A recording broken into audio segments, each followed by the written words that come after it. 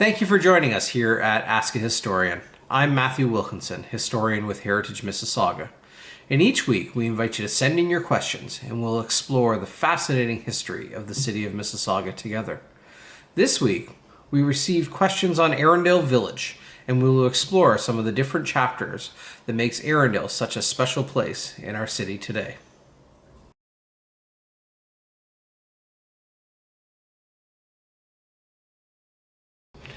Our first question this week is from Linda, and thank you, Linda, for sending in your question and being curious about the old Royal Exchange Hotel, actually one of the most famous historic landmarks of Mississauga, and indeed, well, of course, Erindale Village as well.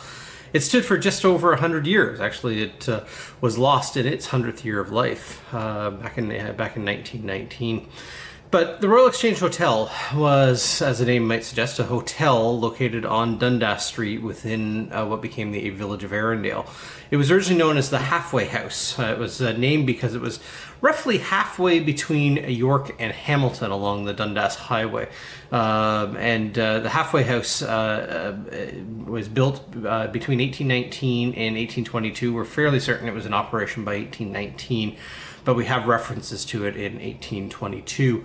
And one of the first, if not the first, proprietor of the inn was named John Tiers. In 1851, a well-known Erindale resident by the name of Emerson Taylor, an individual who left a really strong mark on Erindale Village's story, he purchased the Halfway House again in 1851 and renamed it the Royal Exchange Hotel.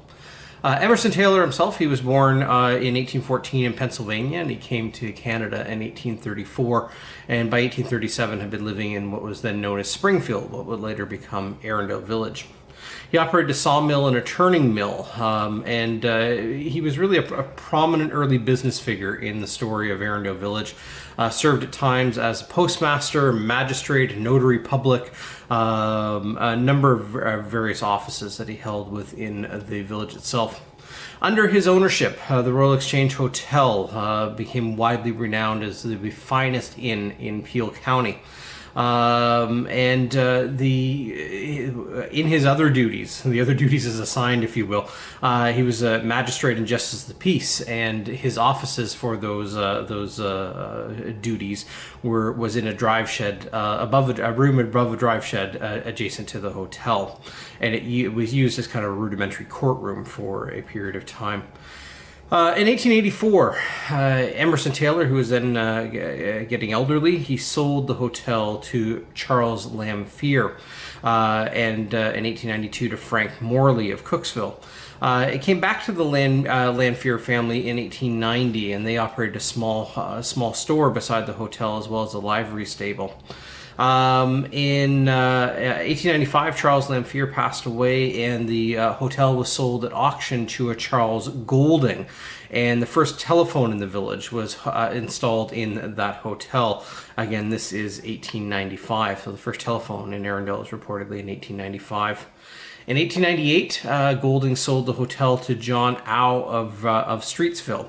And then in 1900, the Lampheres came back into the picture, and this time Charles's son, Patrick Lamphere, was the new owner. And Patrick became quite active in the village and was notably involved in the sporting life of the village, sponsoring some early soccer and football teams called the Erindale Electrics, after the electric dam operation, the electric hydro operation that was functioning at that point.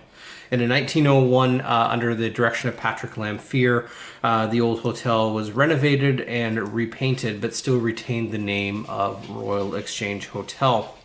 In 1903, Patrick installed a branch office for the Parisian steam laundry company in the Royal Exchange Hotel, so it operated as kind of a sales room as well as the continuing as the hotel. In 1914, Patrick turned the large hall adjacent to the hotel into a dance pavilion and an ice cream parlor, and that became quite well patronized within the community itself. The prohibition started in kind of fits and starts, and of course those prohibiting the sale of alcohol hurt the hotel business, and that happened with the Scott Act in 1916. Not to be deterred, Patrick Lamphere kind of refashioned the old hotel into a social gathering place, again an ice cream parlor and a temperance hotel. And again, it was called the finest hotel in Peel County at the time. It also under Patrick Lamphere, I mean, Patrick seems to be an individual who didn't let the moss grow under his feet, if you will. He became a Chevrolet car salesman, and that operated out of the hotel for a period of time as well. And during the First World War, the hotel became the scene of victory bond rallies and victory bond sales. In 1919, in the February of 1919, Patrick Lamphere sold the hotel to Robert Hyde, and the hotel proprietors were the hotel itself was run by George Meridew and Thomas Barker. That only unfortunately lasted a few months, and in May of 1919, that is May 5th, 1919, tragedy struck as Erindale was swept by fire through the central portion of the village, claiming stores, homes, the village hall, and the Royal Exchange Hotel itself. It was within its 100th year of life at the time, and sadly the fire could not be stopped and the hotel was lost. At the time of the fire, the hotel was said to, again, be at 100 years old, and the hotel was never replaced. It was located roughly beside and just to the east of the present O'Neill's Vacuum Store on Dundas Street. The O'Neill's Vacuum Store itself, one of the only buildings to be replaced after the fire of 1919. That was the site of the Barker General Store, which is right next door to the hotel, and that is the location where the fire itself started. So that's the story in brief of the famed Royal Exchange Hotel, arguably one of the buildings that was responsible for putting Erindale on the map, if you will, and it stood between 1819 and 1919, having been lost to fire on May 5th of 1919. Thank you for your question.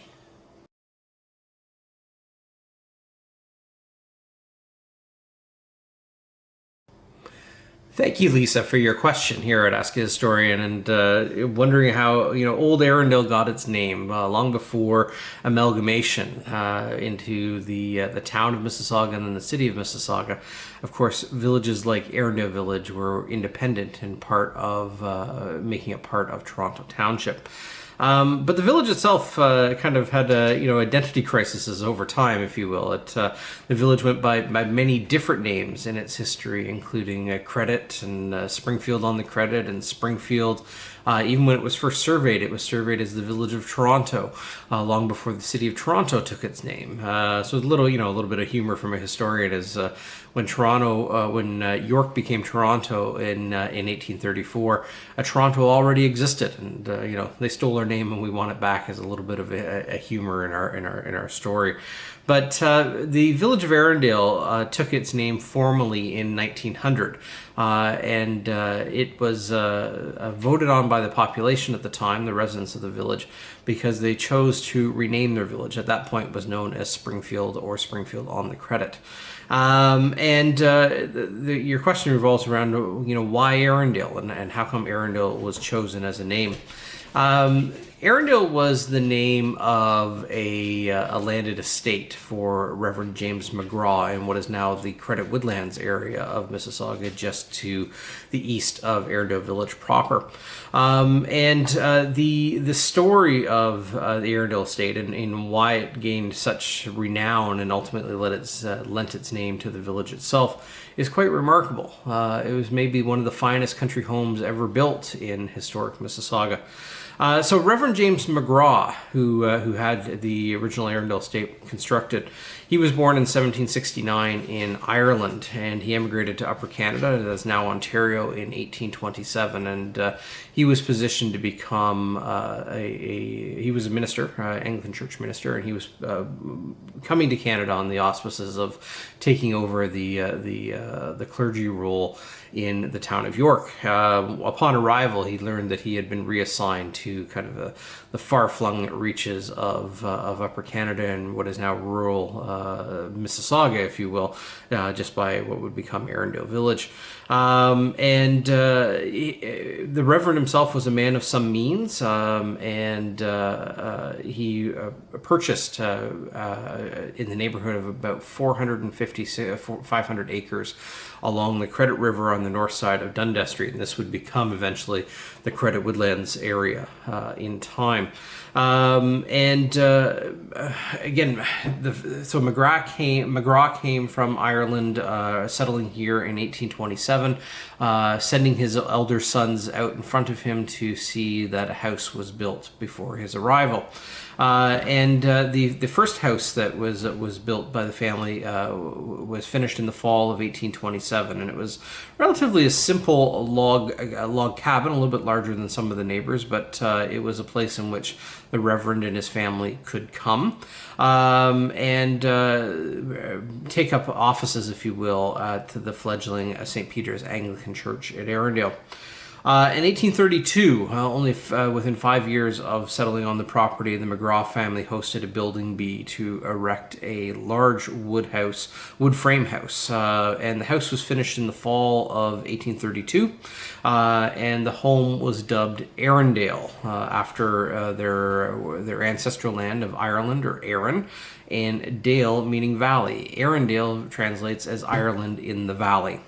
In 1851, after the death of Reverend McGraw, the property passed to his eldest son, William McGraw, and the three-story house was easily the largest home in the vicinity. Really announced kind of the influence and the affluence of its owners. The home had a three-sided veranda, and it stood until March 3rd of 1867, when unfortunately it was struck by lightning and burned to the ground. So the original Erindale was lost in 1867, and it stood for about 40 years.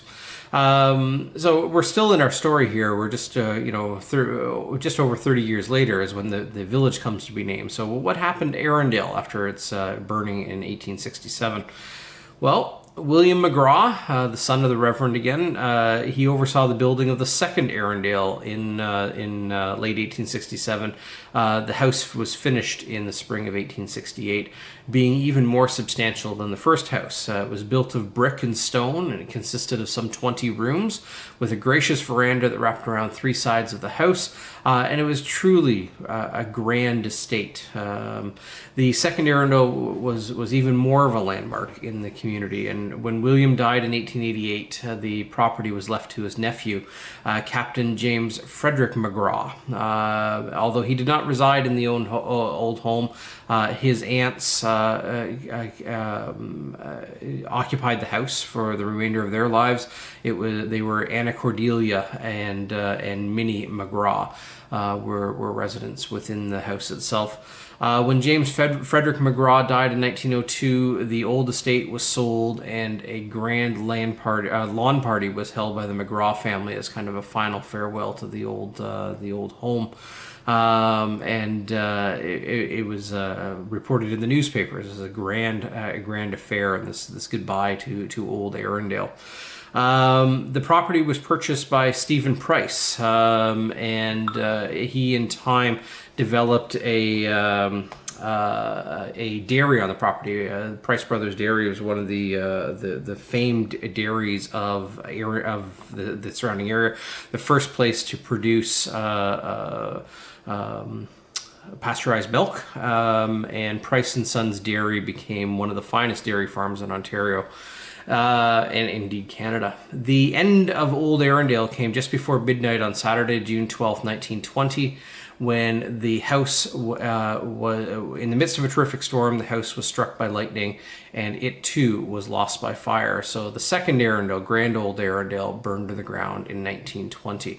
But 20 years before that, the village itself chose to name itself Erindale after the old McGraw estate, meaning Ireland in the valley. So again, thank you, Lisa, for your question.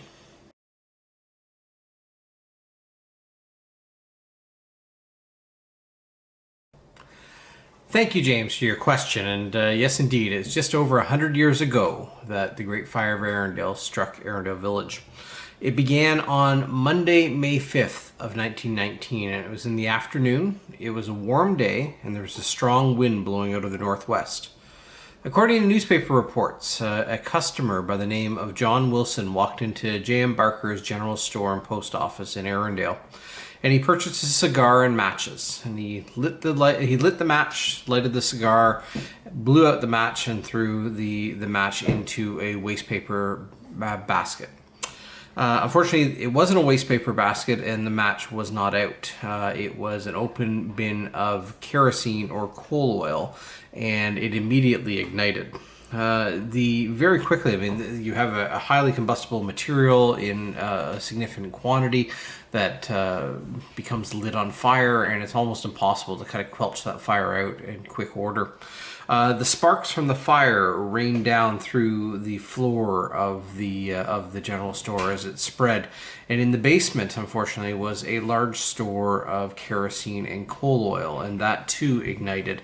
And very, very quickly, you had an inferno beyond control that was being fanned by very high, strong winds out of the northwest. The fire alarm bells went out, and the calls started radiating out from Erindale. They went to Brampton, Cooksville, Port Credit, Streetsville, and Toronto asking for help. Apparently, Toronto refused to send aid, but Cooksville and Port Credit certainly did, and Cooksville was on the scene in a short period of time. In the meantime, the residents formed a bucket brigade and trying to help in extinguishing the fire. This is before any kind of the mechanized firefighting equipment, so the horse-drawn pump trailers and the like were brought to the scene. Very rudimentary stuff by today's standards, of course, and lines were drawn into the old hydro pond at Erindale, and water was pumped up, and a break wall was attempted, if you will, at the stone cider mill on Dundas Street to halt the expansion of the fire in that direction. But it was a daring attempt to stop the fire, but ultimately futile. And the fire started again in the Barker General Store. It spread quickly to their house, and then right next door was the Royal Exchange Hotel, all wooden frame buildings. They didn't stand a chance. The fire leapt to the other side of Dundas Street, and the old town hall was consumed, as were a number of other buildings and businesses along Dundas Street. And again, it spread very quickly. Within 25 minutes of the alarm being raised, volunteer firefighters from Port Credit and Cooksville had arrived, and others from Streetsville and Brampton were on their way, but they could, what they were trying to do essentially was to check the advance of the fire. There was nothing they could really do from the buildings that were already on fire. They did succeed in stopping the fire spreading westward and eastward. The battle now was onto the south side of Dundas Street and trying to save the buildings within the village itself, and they were ultimately successful in that. The roaring fire was swept across Dundas Street, igniting the old town hall. The town hall itself had been a former inn that was built in 1839 and served as a hotel and store before being donated to St. Peter's Anglican Church to serve as the parish hall, and this is the predecessor to the present Erindale Community Hall. Erindale Community Hall was built in the aftermath of the fire to replace the old parish hall, town hall building that had been lost in 1919. There's a story of that there was a small bell tower attached to the parish hall, and as the building burned, the story is the bell tolled sadly and before it crashed to the ground. Nearby Burke's Implement Shop also caught fire several times, but firefighting efforts extinguished the fire and ultimately saved the building. The flames roared for 4 hours in Erindale Village before the fire was out. Thankfully, there was a light rain that came and ultimately diminished some of the fire. But those lost, the buildings lost in the fire included the Barker General Store and House Post Office, the famed Royal Exchange Hotel, including its livery stables, the old parish hall or town hall, outbuildings, Taylor Statton's barn, and several houses were lost in the fire. The Barker General Store was replaced. One of the few buildings to replace it. It still stands today. The replacement building is O'Neill's Vacuum Center on Dundas Street. And it was built in 1921. The old hall, the old parish hall, was replaced several years later in 1928 with the Erindale Community Hall on the same site. But the Royal Exchange Hotel itself was never replaced. Thankfully, there was no loss of life. Again, it could have been much worse. May 5th of 1919 is a day that the fate of Erindale Village, the path of Erindale Village, if you will, was changed forever. Really, the central core of the village, the commercial core of the village along Dundas Street was lost, and most of it was never replaced. To read more about the fire of Erindale Village, if you're interested, is if you can get a copy of Vernon May Weeks' book, Erindale, the Pretty Little Village, has a section there on the story of the Great Erindale Fire of 1919. And one of those immediately involved or affected by the fire was one Delmer Barker, who was my own grandfather, and it said that it was a stress in life that really affected the fortunes of the Barker family. But just remarkable stories of these moments in time that shaped the life and times of not only the people who lived there, but the village itself. And May 5th of 1919, just over 100 years ago now, the Great Erindale Fire shaped the fortunes of Erindale Village. So thank you, James, for your question. Thank you for spending some time with us here at Ask a Historian. Each week, we invite you to send in your questions, and we will explore the fascinating stories of the city of Mississauga together. So please, stay tuned, and we'll see you next week.